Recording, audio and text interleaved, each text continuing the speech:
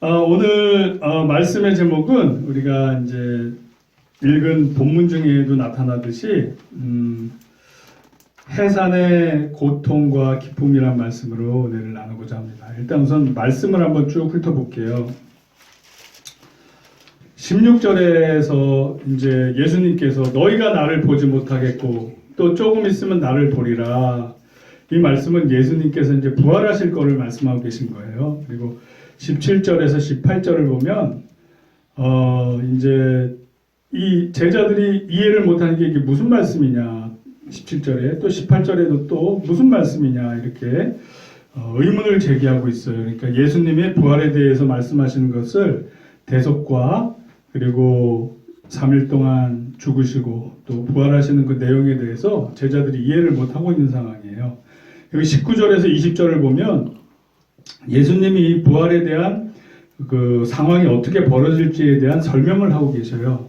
첫 번째는 너희는 곡하고 애통하겠으나, 그러니까 예수님께서 대속사역을 해야 되니까 돌아가시니까 이제 제자들은 마음 아파하고 뭔가 절망감을 느끼게 되겠죠. 이제 부활하실 것을 말씀해 주셨어도 이해를 못하니까. 그리고 두 번째는 세상은 기뻐한대요. 세상은 예수님이 돌아가신 걸 기뻐하고, 그리고 세 번째는 너희 근심이 도리어 기쁨이 되리라. 즉 예수님께서 부활하시고 승천하시고 성령님까지 다시 보내주실 거에 대해서 말씀하고 계신 거예요.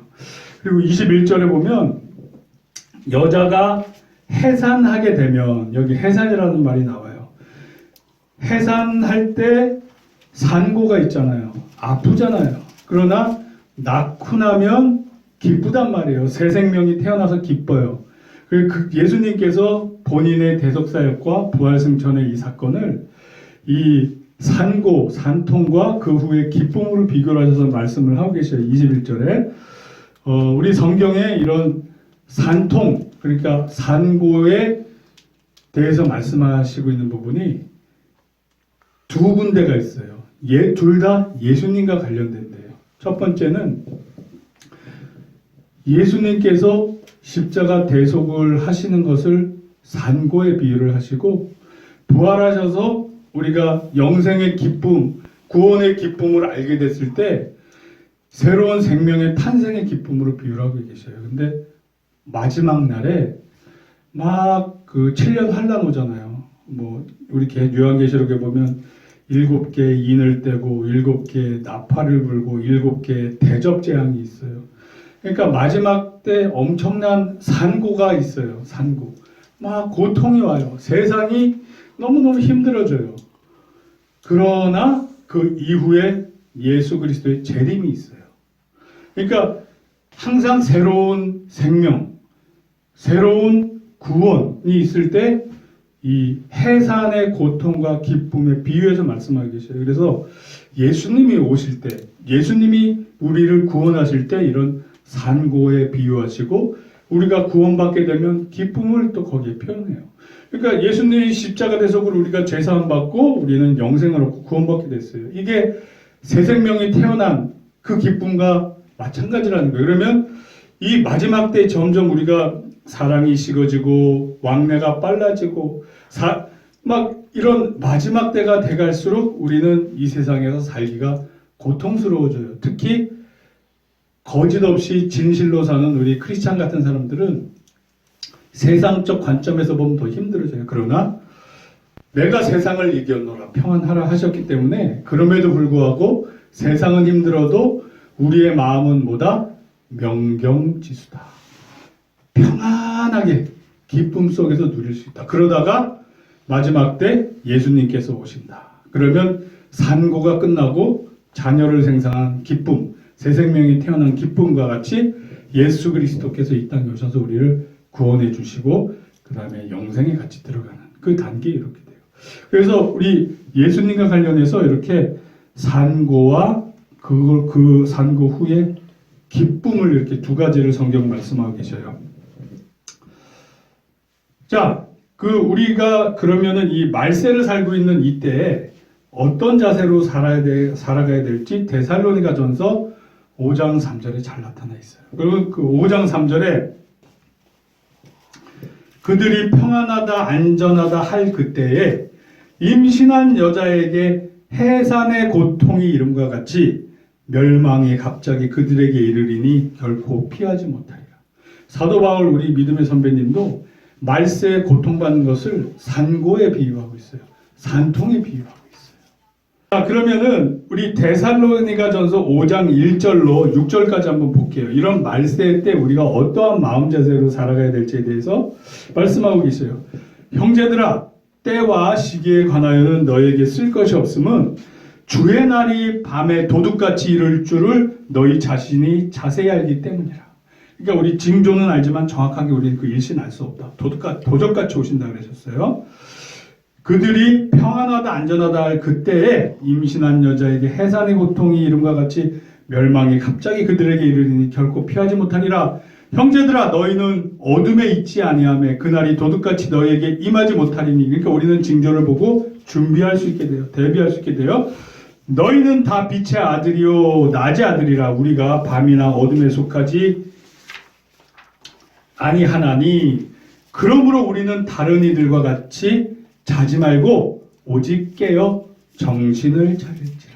그러니까 우리가 영적으로 잠자고 있지 말고 깨어서 항상 주님을 바라보고 그분과 교통하고 그분의 인도하심을 따라라. 이런 거예요. 아멘. 아멘. 그러기 위해서는 우리 어떻게 해야 돼요? 마음속으로 항상 주님을 내 구주로 인정하고 기도를 해야 돼요. 그리고 사소한 일 하나하나까지도 예수님하고 대화를 하셔야 돼요. 주님, 제가 지금 이렇게 이런 걸 하려고 하는데 해도 되겠습니까? 어떻게 하면 되겠습니까? 뭐 이러면서 사소한 것까지 주님의 인도하심을 받으면서 기도하는 마음으로. 또 뭐 자녀가 갑자기 뭐 어디가 아팠다. 그럼 우리 물론 당연히 병원을 가지만 인간의 한계를 넘어설 수 있는 분은 주님이 하나님이시잖아요. 하나님한테 이제 보고를 해야죠. 하나님, 우리 자녀가 이러이러한 상황인데 도움을 주셔서 건강하게 도와주시옵소서. 그게 우리가 고아가 아니고 그분의 자녀이기 때문에 그래요. 그렇게 할 수 있어요. 아멘. 아멘이요. 자, 근데 이제 이 마지막 때에 대해서 이제 예언하신 분이 한 분이 계셔요. 데이빗 윌커슨 목사님이라고. 이제 28세 때 한 1958년에 라이프 잡지의 10대 소년들의 살인 사건, 깽단 사건이 이제 신문에 떠서 소송하는 게 떴어요. 그러니까 이분이 그거 보고 너무 이 성령님이 내 마음을 이렇게 충동하는 거예요. 그래서 이분이 그때 바로 다 정리하고 뉴욕으로 갔어요. 가서 이 갱들을 만나서 전도하기 시작했어요. 그래서 그 새로운 사역을 틴 챌린지, 10대 도전이라는 틴 챌린지라는 사역을 시작했어요. 그래서 그 1960년대 그쪽에 브루클린에 시설을 설립하고 마약 중독자, 알코올 중독자, 그리고 갱단원들을 모아서 성경 공부를 시작했어요. 그러니까 이거 아무도 겁나서 할 수 없는 일을 이분은 성령님이 인도하심을 받고 가서 하게 된 거예요. 이 결과가 놀라운데 평균 86%의 사람들이 중독에서 치유가 됐대요. 마약, 알코올 중독, 뭐 깽단 뭐 이런 데 있던 사람들의 86%가 이런 중독 증세에서 벗어나게 됐대요. 근데 공통점은 이제 이 86%가 다 예수님 믿고 성령 세례를 받은 사람이래요. 그러니까 인간적인 힘으로는 한계가 있고 이 마약 중독, 이 알코올 중독 벗어난다는 게 쉽지 않잖아요. 근데 예수님 믿고 성령 세례를 받으면 성령님이 우리 안에 들어와서 우리의 삶을 지배하시고 인도하신단 말이에요. 그러다 보니까 이런 중독에서 벗어날 수 있게 되는 거예요. 이러한 이 활동이 전 세계 77개국에 걸쳐서 241개의 센터들로 확대가 된대요. 그리고 이분의 이 활동이 십자가와 칼이란 그 책으로 나왔어요. 또는 십자가와 깡패들 번역하는 거에 따라 다른데 이 책이 나와서 베스트셀러가 돼서 30개국 언어로 번역이 되고 5천만 부 이상 팔렸고 이게 영화화 됐어요. 혹시 그 유튜브에서 십자가와 칼 한번 쳐보세요. 그러면 옛날 오래된 영화 있어요. 이분이 어느 날 1976년도 환상을 본 거를 예언을 한 장면이 있어요. 그러면서 이분이 마지막 때 일어날 일에 대해서 얘기를 해줘요. 첫째, 마지막 때가 되면 세계적 경제 불황이 온다. 우리 갈수록 점점 세계 경제 불황이 오고 있어요. 또 우크라이나 러시아 전쟁, 또 미국에선 환율 계속 올리고 그래서 점점 힘들어진대요. 그나마 우리나라는 하나님한테 축복을 받은 나라라 이렇게 발전하고 버티고 있지만 우리나라도 쉽지 않아요. 코로나 때문에 고생받았지. 또 미국 환율 때문에 또 여러 가지 뭐 식량 문제 이런 걸로 고통받을 가능성이 있기 때문에 평상시에 빚 관리 이런 거 잘 해놓고 좀 재산 축적도 좀 해놓고 가능하면 능력되면 과소비 안 하고 잘 준비해야 된다. 그런 얘기가 있어요. 두 번째는 자연이 해산의 산고를 시작한대요. 그러니까 우리 성경에 나온 말과 똑같아. 이분이 그 환상을 다 본 거예요. 자연이 가면 갈수록 가뭄, 폭풍, 태풍, 뭐 이상한 현상, 뭐 라니냐 현상 얘기 요새 말 나오잖아요. 갈수록 심해진대요. 그래서 가뭄이 심해져서 식량 문제가 전 세계적으로 점점 대두가 된대요. 그러니까 이 계시록에 다 뭐 그 네 가지 색깔의 그 말 탄 사람 나오잖아요. 이런 거에 다 예언된 내용이에요. 그러니까 이분이 예언한 게 계시록에 있는 말과 다르지가 않더라고요. 그러니까 이게 교차 검증이 되는 거예요. 세 번째는 타락이 홍수같이 밀려온대요. 타락. 갈수록 또 타락이 된대요. 뭐 이분의 말에 의하면 밤 시간에 텔레비전을 틀으면 이제 우리 야동 성인물이 그냥 막 나올 정도. 아직은 그 정도는 아니잖아요. 근데 아무튼 뭐 미국이 그렇게 바뀐다고 예언을 했어요. 그리고 갈수록 타락이 심해진다고 그래요. 네. 그러니까 뭐 이런 제가 방금 말씀드렸듯이 내 자녀가 누구의 씨인지 모를 정도 50%가 누구의 씨인지 확인 못할 정도. 확인하고 싶어도 유전자 검사 비용이 못해서 못해요. 미국은. 우리나라는 싸니까 다 하지만. 그러니까 그런 거예요. 그러니까 타락의 홍수가 오고 네 번째는 거역하는 현상이 온대요. 뭐, 즉 이게 무슨 뜻이냐? 권위에 대한 거역이 일어난대요. 가정에서 문제가 자녀들이 부모를 말을 안 듣고 부모에게 증오심을 나타내기 시작한대요. 그래서 자녀에게 죽는 부모가 갈수록 많아진대요. 자녀들이 부모를 죽이는 거야. 우리나라도 가끔 뉴스에 나오죠. 이런 거역 현상이 일어난대요. 그러니까 사랑이 식어지는 거예요. 예수님의 예언과 다를 바 하나도 없어요. 그리고 마지막 다섯 번째, 진실한 기독교인들은 핍박을 받는 거예요. 교회가 두 방향으로 가는데 하나는 지하교회처럼 진실한 믿음을 갖고 가는 사람들이 있고 하나는 전 세계 종교 통합에 협력하는 교회, 이거는 그러니까 배도를 하는 교회가 생기겠죠. 뭐 카톨릭, 개신교, 절, 이슬람 뭐 할 거 없이 그냥 통합적인 종교가 생기는데 거기에 빌붙는 애들은 괜찮지만 우리 믿음만 지킬 거야 그러면은 핍박이 온대요. 이제 마지막 때로 갈수록 그렇게 된다는 거예요. 근데 이거는 이 사람이 본 환상이 요한계시록에 나온 말과 다 똑같아요. 다를 바 하나도 없어요.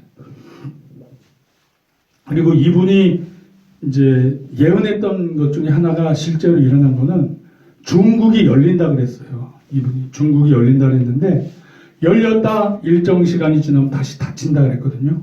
지금 중국이 복음화가 됐다가 교회들 많이 생겼었잖아요. 그래서 한 1억 정도가 크리스찬으로 지금 통계를 잡고 있어요. 중국에. 우리나라 인구보다 더 많은 크리스찬이 있어요. 근데 이제 이 기독교 내쫓고 핍박하고 교회 문 닫게 하잖아요. 이분의 예언이 일어나고 있어요. 그래서 이럴 때 우리는 어떻게 살아야 되겠냐. 제가 아까 방금 읽었던 그러므로 우리는 다른 이들과 같이 자지 말고 오직 깨어 정신을 차릴지라. 그러니까 세상 변화하는 게 보이잖아요. 근데 세상에 먹고 살기 바쁘다 보면 아유 먹고 살기 힘들어졌다 이런 생각만 하지 이제 말세가 돼서 언제 예수님이 오실지 모른다. 이런 생각을 안 한단 말이에요. 모른단 말이에요. 그냥 영적으로 잠자고 있단 말이에요. 우리는 깨어서 준비하면 돼요. 예수님 오실 때 갈 수 있게끔. 자, 그래서 결론은 제가 방금 이제 읽어드릴 데이빗 윌커슨 목사님의 기도로 오늘의 결론을 마치고자 하는데, 저와 여러분들도 동일한 기도가 되기를 바랍니다. 아멘. 주님, 가족과 50년간의 사역 모두 감사드립니다. 그리고 여러분, 그럼에도 제 마음에 타들어가는 한 가지 소원이 있습니다. 단 한 가지 소원이 있습니다. 사람들의 칭찬을 구하고 그들의 감사를 기뻐하는 것이 아니라, 편안한 삶을 구하는 것이 아니라, 안전한 노후 대책을 고민하는 것이 아니라, 이 한 가지에 비하면 그것들은 정말 아무것도 아닙니다. 그것은 바로 제가 예수님을 닮고 싶습니다. 예수님 얼굴을 바라보고 저를 통해 예수님을 나타내고 싶습니다. 너희는 내 얼굴을 찾으라 하실 때에 내 마음이 주께 말하되 여호와여 내가 주의 얼굴을 찾으리이다 말씀하시는 것처럼, 주님, 제가 주님을 구합니다. 주님을 찾습니다. 그것이 모든 문제의 해답입니다. 우리 주 예수 그리스도의 이름으로 기도드립니다. 아멘.